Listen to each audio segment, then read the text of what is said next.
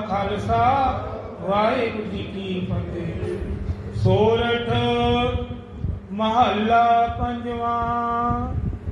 ਪੰਜਵੇਂ ਪਾਤਸ਼ਾਹ ਸ੍ਰੀ ਗੁਰੂ ਅਰਜਨ ਦੇਵ ਮਹਾਰਾਜ ਸੋਰਠ ਰਾਗ ਦੇ ਅੰਦਰ ਅੱਜ ਪਾਵਨ ਮੁੱਖ ਵਾਕ ਜੋ ਅੰਮ੍ਰਿਤ ਵੇਲੇ ਪ੍ਰਕਾਸ਼ ਦੇ ਸਮੇਂ ਸੰਗਤਾਂ ਵਾਸਤੇ ਬਖਸ਼ਿਸ਼ਾਂ ਕੀਤੀਆਂ ਸਤਿਗੁਰੂ ਮਹਾਰਾਜ ਨੇ। ਪਰਮੇਸ਼ਵਰ ਦਿੱਤਾ ਬੰਨਾ ਦੁੱਖ ਰੋਗ ਕਾ ਡੇਰਾ ਪੰਨਾ। ਪਰਮੇਸ਼ਵਰ ਨੇ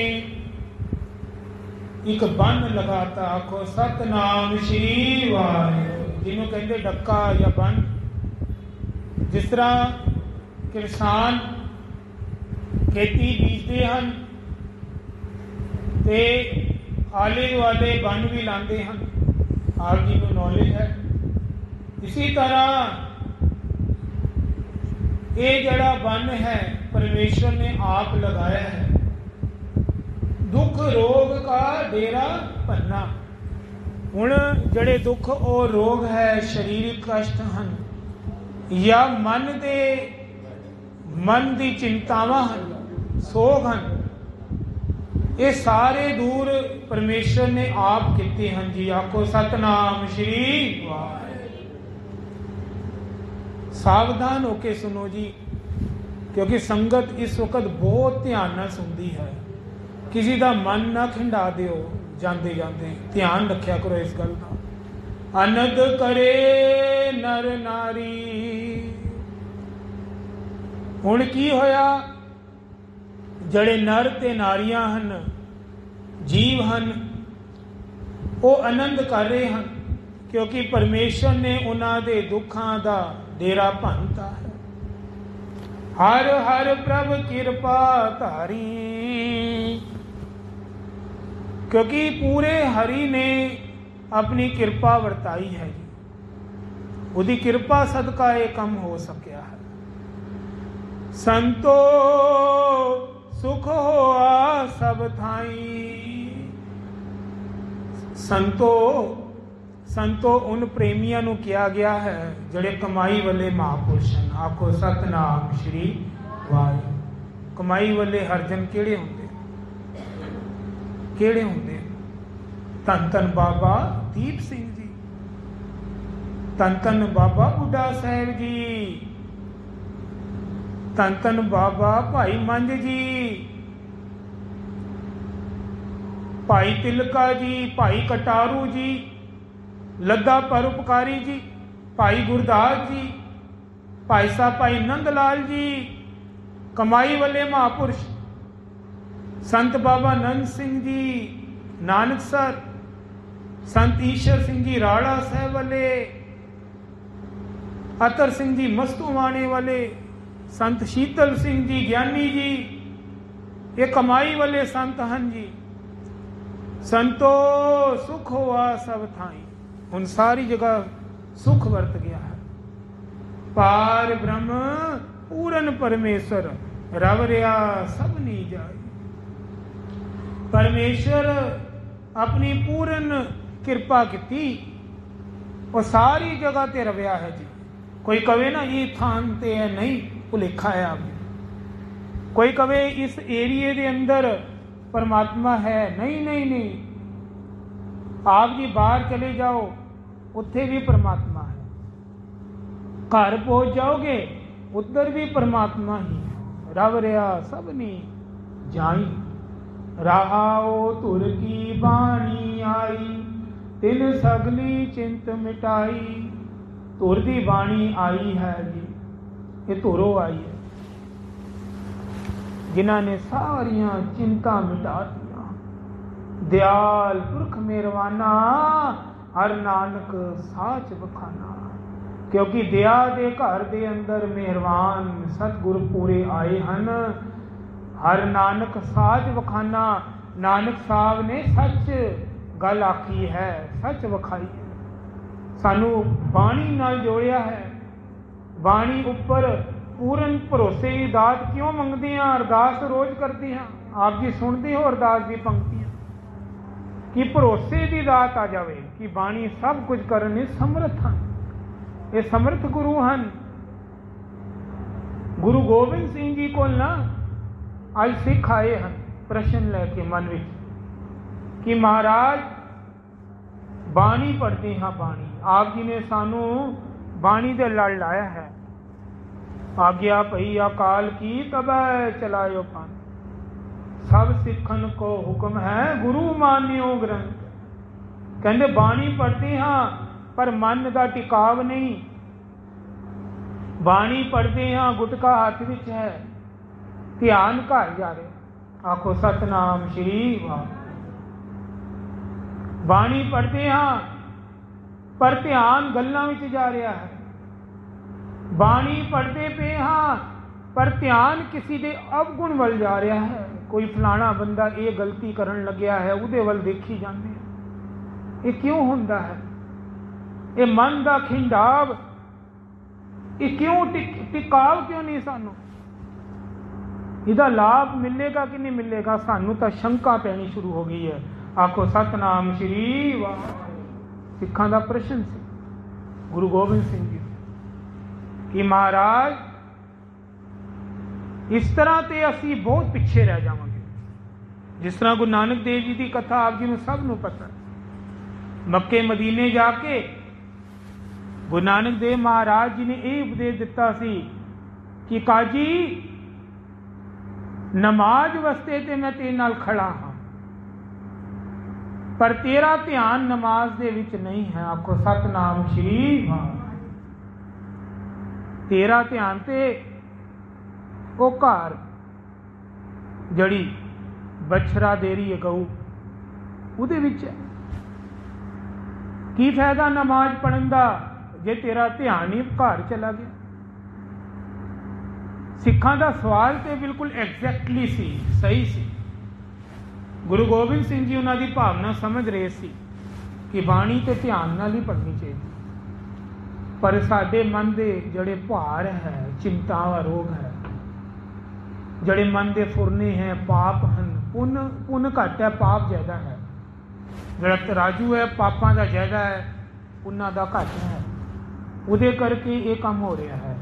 एक्चुअली मस्कीन साहब भी यही कहते सन। मस्कीन साहब जी नूं काफ़ी संगत प्रश्न करती सी, बाणी पढ़ते हैं पर मन नहीं लगता। साफ दसी, झूठ बोलिए, मन तो किधर हो रहा है? उपरों उपरों फॉर्मेलिटीज हो रही है, पाठ चलता है फटाफट तेजी नाल,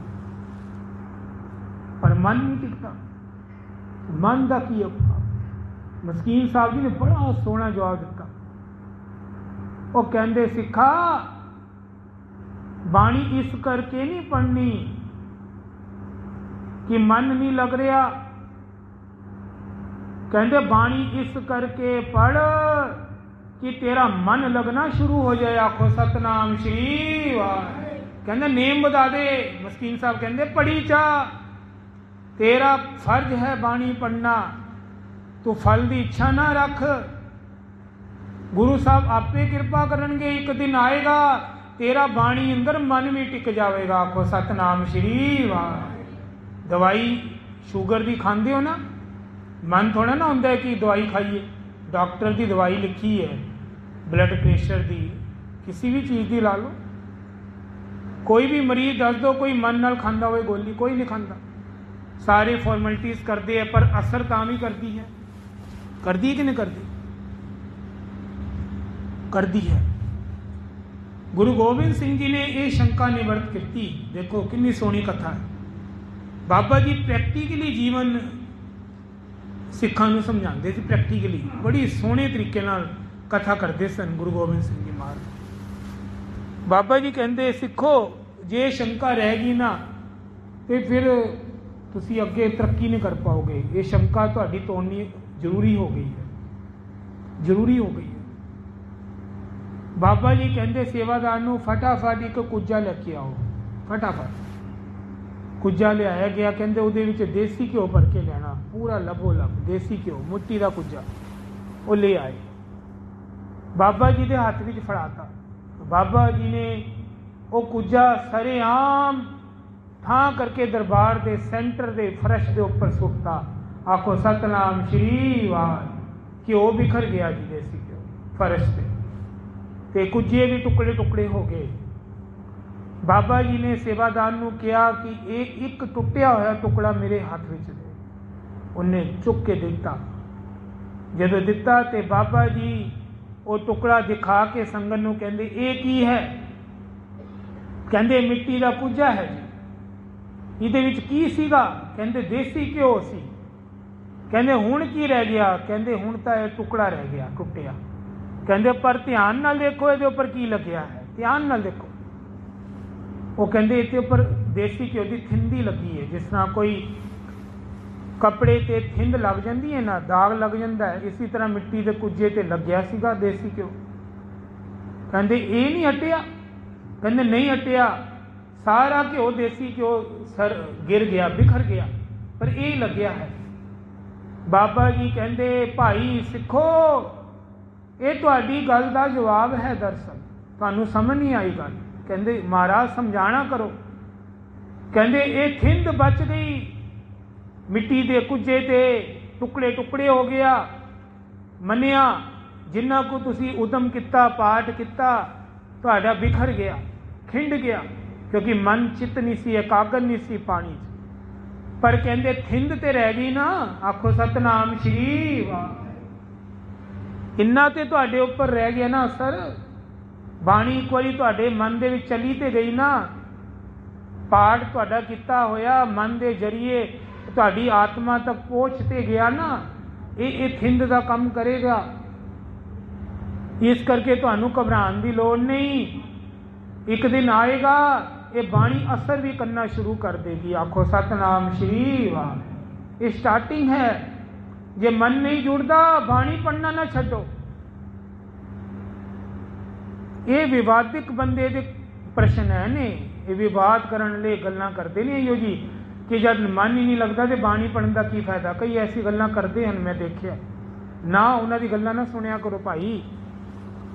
ਇਹ ਤੋੜਨ ਵਾਲੀ ਗੱਲ ਹੈ। ਜੋੜਨ ਵਾਲੇ ਨਾਲ ਜੁੜੋ। ਜਿਹੜਾ ਸਿੱਖ ਤੁਹਾਨੂੰ ਗੁਰਬਾਣੀ ਨਾਲ ਜੋੜੇ, ਕੋਈ ਤੋੜੇ ਉਹਦੀ ਗੱਲ ਨਾ ਸੁਣਿਆ ਕਰੋ ਧਿਆਨ ਨਾਲ।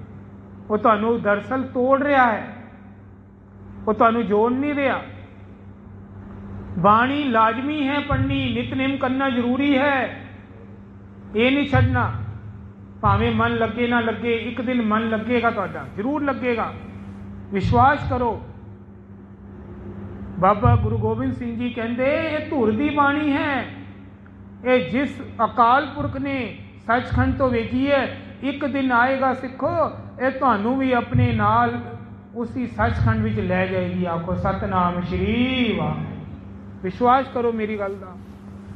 ਸਾਰੇ ਜਿਹੜੇ ਸਿੱਖ ਮਨ ਵਿੱਚ ਪ੍ਰਸ਼ਨ ਲੈ ਕੇ ਆਏ ਸੀ, ਨਿਵਰਤ ਹੋ ਗਿਆ। ਉਹਨਾਂ ਦੀ ਸ਼ੰਕਾ ਇੱਕਦਮ ਦੂਰ ਹੋ ਗਈ। ਉਹਨਾਂ ਨੇ ਰੱਜ ਰੱਜ ਕੇ ਬਾਣੀਆਂ ਪੜ੍ਹੀਆਂ ਫਿਰ, ਕਿਉਂਕਿ ਮਨ ਪ੍ਰਸੰਨ ਹੋ ਗਿਆ ਨਾ।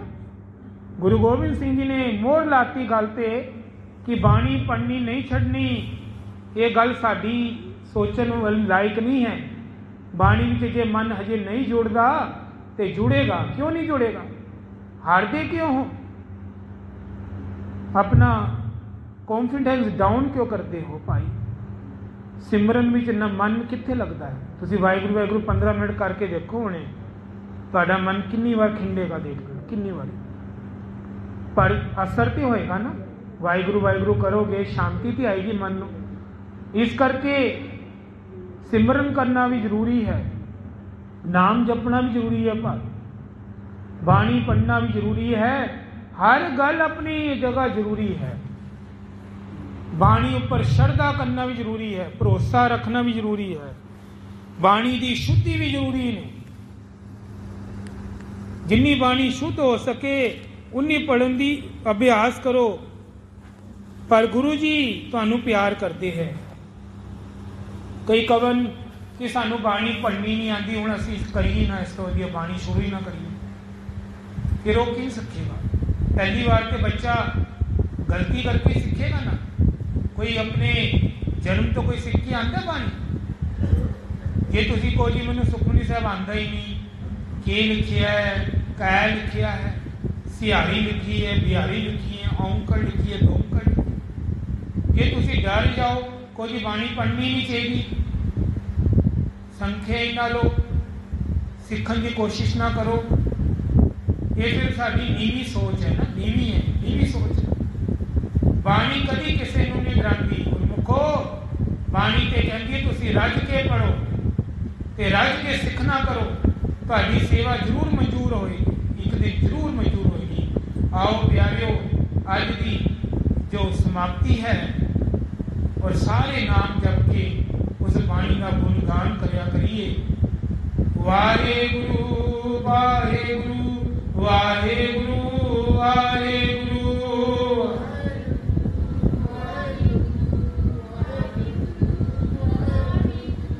ਵਾਹਿਗੁਰੂ ਵਾਹਿਗੁਰੂ ਵਾਹਿਗੁਰੂ ਵਾਹਿਗੁਰੂ।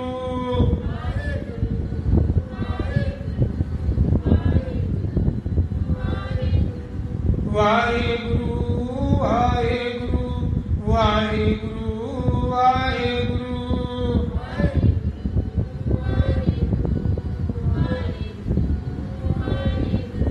ਧੰਨ ਸ਼੍ਰੀ ਗੁਰੂ ਗ੍ਰੰਥ ਸਾਹਿਬ ਜੀ, ਧੰਨ ਸ਼੍ਰੀ ਗੁਰੂ ਗ੍ਰੰਥ ਸਾਹਿਬ ਜੀ।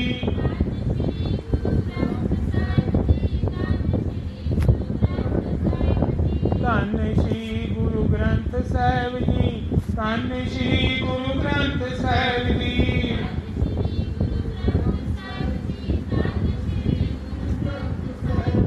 ਧੰਨ ਗੁਰੂ ਕਲਗੀਆਂ ਵਾਲੇ ਜੀ, ਧੰਨ ਗੁਰੂ ਬਾਜਾਂ ਵਾਲੇ ਜੀ।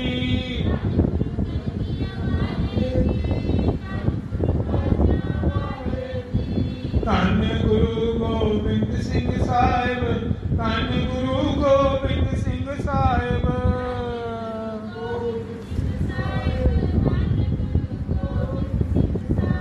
ਧੰਨ ਗੁਰੂ ਨਾਨਕ ਦੇਵ ਜੀ, ਧੰਨ ਗੁਰੂ ਨਾਨਕ ਦੇਵ ਜੀ।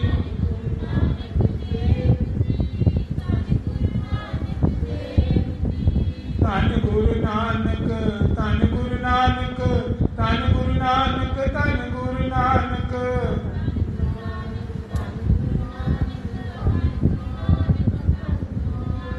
ਵਾਹਿਗੁਰੂ ਵਾਹਿਗੁਰੂ ਵਾਹਿਗੁਰੂ ਵਾਹਿਗੁਰੂ।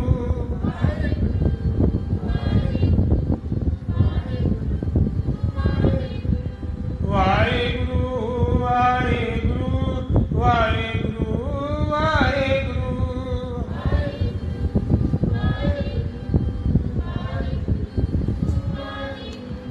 ਵਾਹਿਗੁਰੂ